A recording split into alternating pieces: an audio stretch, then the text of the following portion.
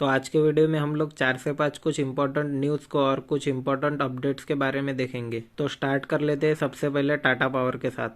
तो टाटा पावर के हमें नंबर्स देखने के लिए मिले थे, लेकिन नंबर्स के बाद मार्केट ने थोड़ा सा निगेटिव रिएक्शन दिया। लेकिन कंपनी के सीईओ जो है मिस्टर सिन्हा जी, तो उन्होंने बताया कि टाटा पावर जो है सही डायरेक्शन में जा रहा है और रिन्यूएबल ऑर्डर्स के बारे में बोले। देखो ये कितना है, 3.7 गीगावाट का रिन्यूएबल ऑर्डर फिलहाल चलते हुए देखने को मिल रहा है। और तो उन्होंने ये भी कहा है कि company is targeting the execution of 1.5 gigawatt in the next half of this financial year. इसमें मतलब कंपनी टारगेट कर रही है कि 1.5 गीगावाट की एग्जीक्यूशन करेंगे इस ईयर में, मतलब ये जो चल रहा है 31 मार्च तक। नेक्स्ट अगर हम लोग बात करें तो जियो फाइनेंशियल सर्विसेज, आखिर जेएफएस में चल क्या रहा है। आज 3.5% की तेजी और कुछ दिन पहले समझ नहीं आ रहा था, लगातार गिरावट गिरावट गिरावट हो रही थी। तो दोस्तों ये चलता रहेगा, ट्रेडिंग में अप्स एंड डाउन्स चलते रहेंगे। लेकिन आपके लिए सबसे ज़रूरी बात यह है कि आपको कंपनी का बिजनेस समझना होगा। आपका एनालिसिस अच्छा होना चाहिए। जब तक कंपनी का बिजनेस एक बड़े लेवल पे शुरू नहीं होगा तब तक ये चीज़ें अप डाउन चलते रहेगी। अगर आप इन्वेस्टमेंट के हिसाब से आए हो, अगर आपको लगता है कि ये कंपनी फाइनेंस के सेक्टर में अच्छा करेगी, जैसे इन्होंने टेलीकॉम सेक्टर में तहलका मचा दिया था, कंप्लीटली डुओपोली क्रिएट कर दिया और अपने आप को नंबर 1 प्लेयर बना लिया, वैसे अगर आपको लगता है कि ये फाइनेंस के सेक्टर में अच्छा करेगी तो आपको लॉन्ग टर्म के हिसाब से कोई फर्क नहीं पड़ना चाहिए। शॉर्ट टर्म में तो ये सब चलता रहेगा।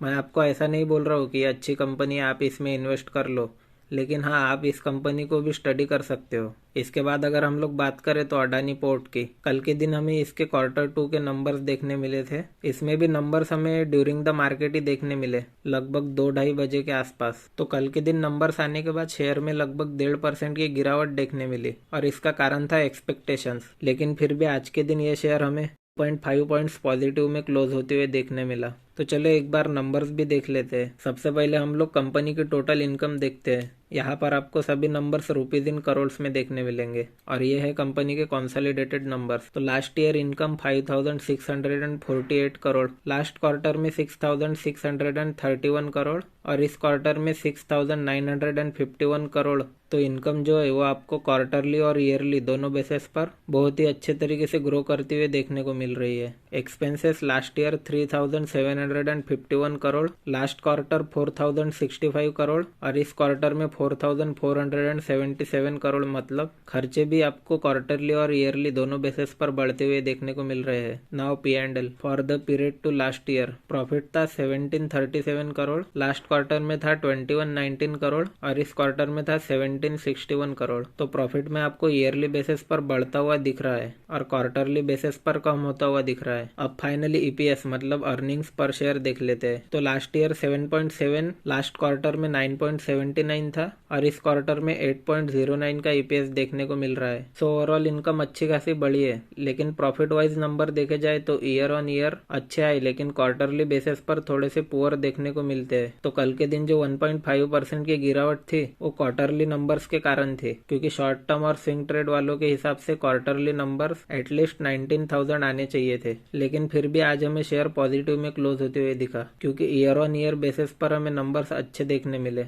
और कंपनी भी फंडामेंटली स्ट्रांग है। तो दूसरी खबर सामने निकल कर आती है टाटा ग्रुप से। आपको तो पता ही है कि टाटा टेक्नोलॉजीज का आईपीओ अनाउंस होने वाला है। जब टाटा ग्रुप जैसे दिग्गज कंपनी का आईपीओ आने की बात हो तो इन्वेस्टर्स तो ऐसे आईपीओ में इन्वेस्टमेंट के लिए इंटरेस्टेड रहते ही है। और टाटा ग्रुप का ये आईपीओ लगभग 20 साल के बाद आया है। ये कंपनी ऑटो सेक्टर और एरोस्पेस सेक्टर की कंपनियों को खास तौर पर इंजीनियरिंग सर्विसेज प्रोवाइड करती है। कई और भी कंपनियों को ये सर्विसेज देती है, पर ये खास तौर पर इन्हें सर्विसेज देती है। Morgan Stanley investment management, black rock और कुछ अमेरिकन हेज फंड्स के साथ बातचीत चल रही है। ऐसे में ये भी इंटरेस्टेड है कंपनी को लेके और कंपनी भी चाहती है कि कंपनी के आईपीओ के ठीक पहले जो एंकर राउंड होता है उसमें ये पैसे लगाए। जो खबरें निकल कर सामने आ रही है, जिस भाव पे लेन देन की चर्चा हो रही है, उसके हिसाब से करीब $2.5 बिलियन का वैल्यूएशन रहने वाला है इस कंपनी का। और सूत्रों के हिसाब से खबर है कि यह आईपीओ 21 नवंबर या 21 नवंबर के आसपास खुलेगा।